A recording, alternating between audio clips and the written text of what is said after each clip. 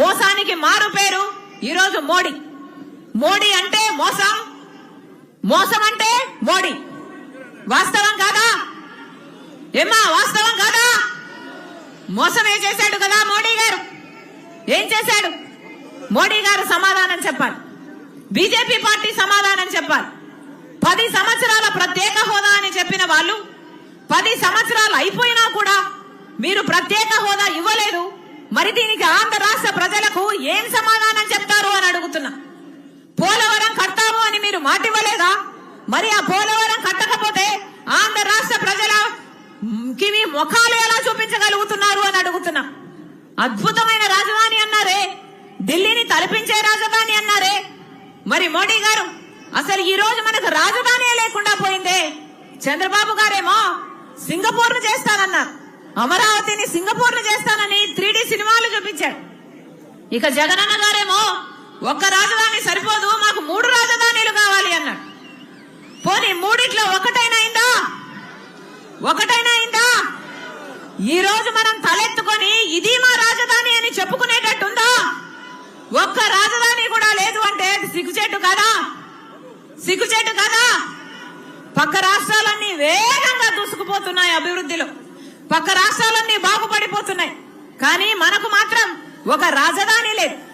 అసలు సౌత్ ఇండియాలోనే మెట్రో లేని ఏకైక రాష్ట్రం ఆంధ్ర రాష్ట్రం. అభివృద్ధి చెందామా? ఒక్క అడుగైనా ముందుకు వేయగలిగామా? మరి మోడీ గారు ఆంధ్ర రాష్ట్ర ప్రజలకు ఏం సమాధానం చెప్తారు?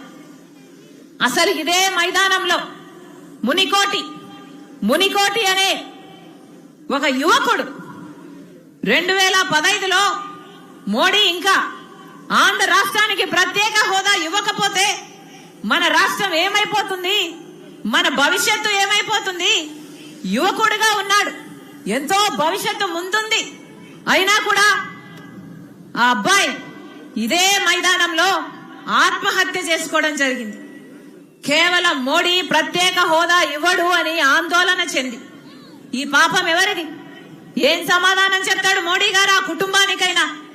ఏం సమాధానం చెప్తాడు మోడీ గారు మన రాష్ట్ర యువతకు? అసలు భవిష్యత్తే లేకుండా చేశారే, ఏం సమాధానం చెప్తారు?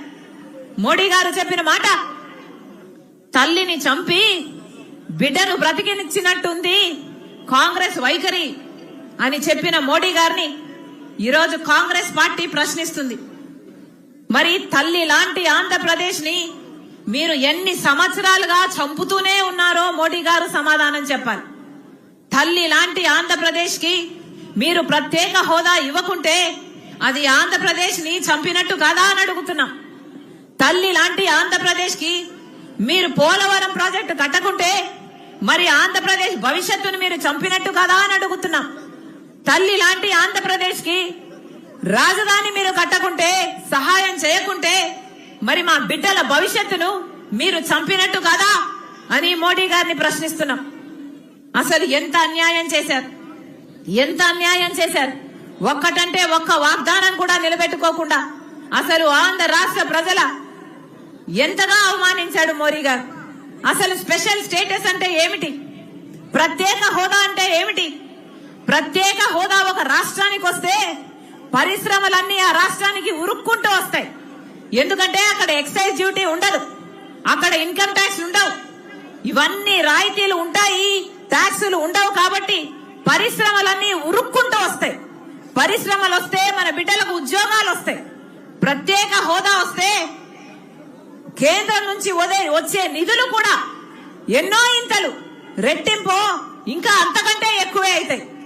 ఆ రోజుల్లోనే మనకు ప్రత్యేక హోదా, మనకు రావాల్సిన అన్ని హామీలు నెరవేరితే 5 లక్షల కోట్ల విలువ. మరి ఈ రోజు కనీసం 10 లక్షలో 12 లక్షల కోట్ల విలువ చేస్తాయి. ఒక్కటంటే ఒక్క వాగ్దానం కూడా నిలబెట్టుకోలేదు. ప్రత్యేక హోదాయే మనకు వచ్చుంటే పక్క రాష్ట్రాలకు వచ్చినట్టు ఉత్తరాఖండ్ కైతే 2000 పరిశ్రమలు వచ్చాయి, 2000 కొత్త పరిశ్రమలు వచ్చాయి. వాళ్లకు ప్రత్యేక హోదా వచ్చింది కాబట్టి అంటే దాదాపు 500% బిడ్డలకు ఉద్యోగాలు వచ్చాయట, ఉద్యోగ అవకాశాలు ఎక్కువ అయ్యాయట. హిమాచల్ ప్రదేశ్ లో 10,000 పరిశ్రమలు వచ్చాయి. మరి మనకేమొచ్చాయి? ప్రత్యేక హోదా వచ్చిందా? పరిశ్రమలు వచ్చాయా? కనీసము పట్టుమని 10 కొత్త పరిశ్రమలైనా వచ్చాయా? ఏమా కనిపిస్తున్నాయా అన్నా? కనిపిస్తున్నాయా? పట్టుమని కనీసం 10 పరిశ్రమలు కూడా రాలేదు. ఎన్ని మాటలు చెప్పారు.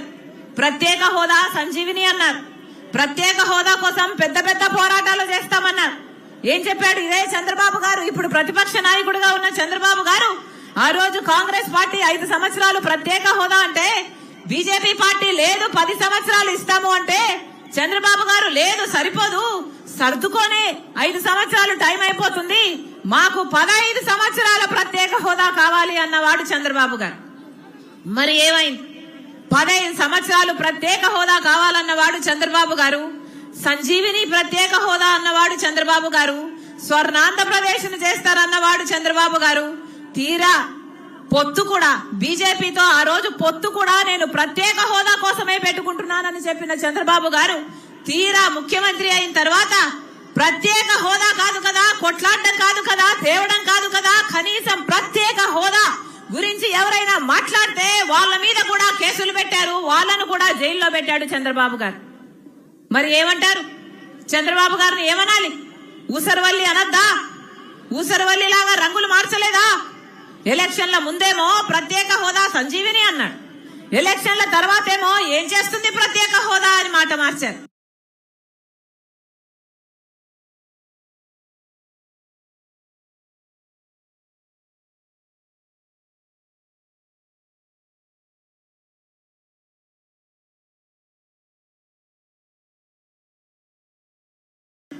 ఊసరివల్లికి కూడా మన చంద్రబాబు గారు 5 సంవత్సరాలుగా జగనన్న గారు ముఖ్యమంత్రిగా ఉండి ఎంతమంది రాజీనామాలు చేశారు?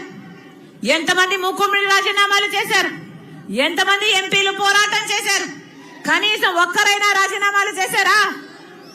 ముఖ్యమంత్రి రాజీనామాలు కాదు, కనీసం ఒక్క రాజీనామా కాదు, కనీసం ఢిల్లీలో మీరు పంజా విప్పుతామన్నారే, మీరు మెడలు వంచుతామన్నారే, మీరు పులి సింహము అన్నారే, ఏమైంది? పులి కాస్త పిల్లైపోయిందా? పులి కాస్త పిల్లైపోయిందా? ఏమైంది? విప్పండి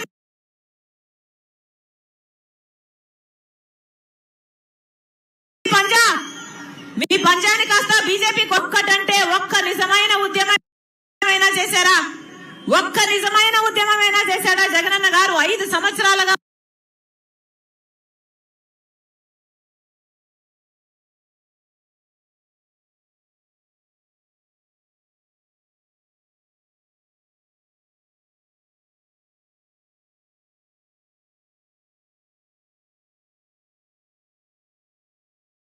ముఖ్యమంత్రిగా ఉన్నారే, మనకు ప్రత్యేక హోదా